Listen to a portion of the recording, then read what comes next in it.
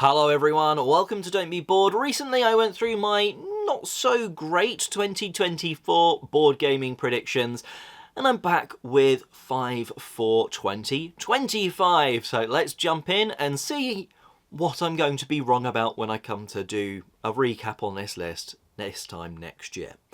These are my predictions! So my first prediction is a duet sort of one. We're seeing a lot of them. We've got Everdell, we've got Splendor, we've got Wingspan. These sort of taking a big game and turning it into a two-player variant, or version I should say, it's not a variant. Now, just saying there's going to be more of these, that's cheating a little bit, so let's go one step forward. I think we're going to see a version of a popular and more entry-level gateway-style game. So, yeah, King of Tokyo is already having one, but I'm thinking more one of the big ones, like a Ticket to Ride, like a Carcassonne, having a dual version, a two-player only of one of those classic sort of entry-level modern board games. My second one, and this is inspired by a bit of a trend that I'm starting to see, and that is roll and writes becoming roll and somethings, or flippin' somethings. And now this is like from Railroad Inc. That's becoming Railroad Tiles. So no longer are you rolling those dice and drawing on your little board, you are putting then these tiles down. And I think we've had such a wave in the last sort of 5 years of these roll and writes, flip and writes and stuff, that there's a lot of games there where some of them have gone from board games into roll and writes. Maybe we'll start to see a few more roll and writes jumping back out into board games. We've seen another one recently, which is Tekken Oko. Go to the Tekken O Color, which is reviewed on the channel, and we've sort of seen a couple of glimpses, like Railroad Tiles, of that maybe happening. So maybe in 2025, well, at least hear or see or kickstart some more of that going on. That's my prediction, roll and somethings from Roll and Writes. Number 3, my prediction, and these aren't in any particular order, is it's going to be the year of imports. Now, I normally try and do one of these sort of bigger generic sort of what's going to be a big trend. And this is going around the idea that Comic Hunters was a game a few years ago where it was super popular, but you had to import it. You could only get it from like Brazil or something like that. And it's finally being sort of brought over, at least in America, by Arcane Wonders. I'm sure it will be imported in some way over here as well. And then you're also seeing a lot of littler games from, say, Spiel. Some of the big hot games there were ones that were from sort of Asia that it was really hard to get hold of, or people importing them after the events or throughout the year. And I just think we're going to see more of that.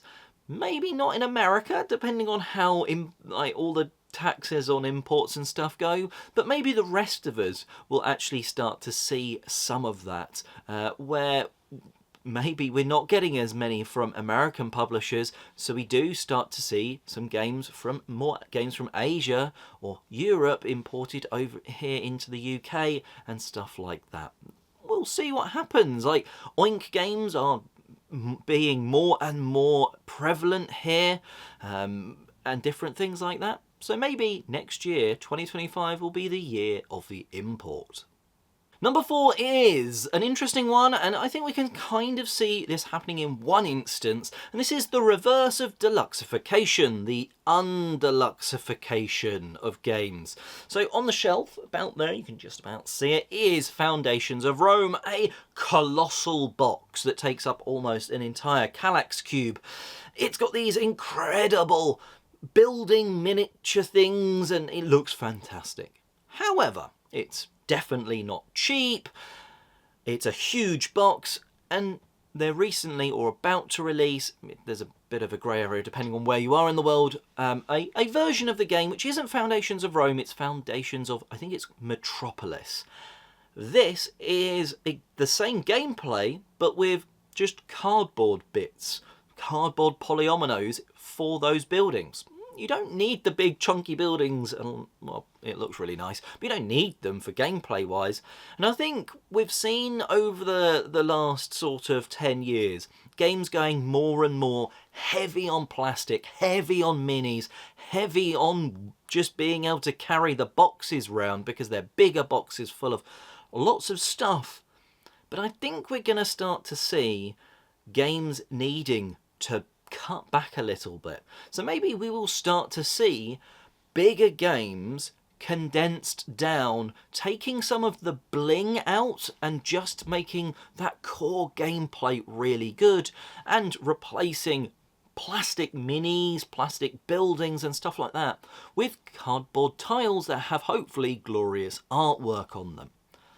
It might not happen, but I think in the next 10 years, we're probably going to see a skew back towards cheaper and probably smaller games, be that because of production, costs and all that. I think I can see it happening, and maybe 2025 will be the year that under-luxification starts. Lastly, I always put on these lists something very specific that I can be very, very wrong about. In the past, there was loads of Lego games. We've just seen Monkey Palace, the new Lego game, be released. And I think next year, we'll probably see another one. It certainly seems to have gone down relatively well. I've heard it's a solid, good game. It's maybe not set the world alight, but Lego is definitely expanding. It's launching like F1 cars next year. It's just constantly releasing new cool stuff, and I think as long as it's done okay money-wise, I think they'll start doing a board game each year as well. So it might not be Monkey Palace 2, but I think we'll see a second Lego-themed or Lego actual board game in 2025. So there are my predictions. Let me know in the comments section below which one is just no chance of that happening, which one do you think is going to happen, and even let me know what your prediction for the year is, because it'll be fun to read those in the comments section below.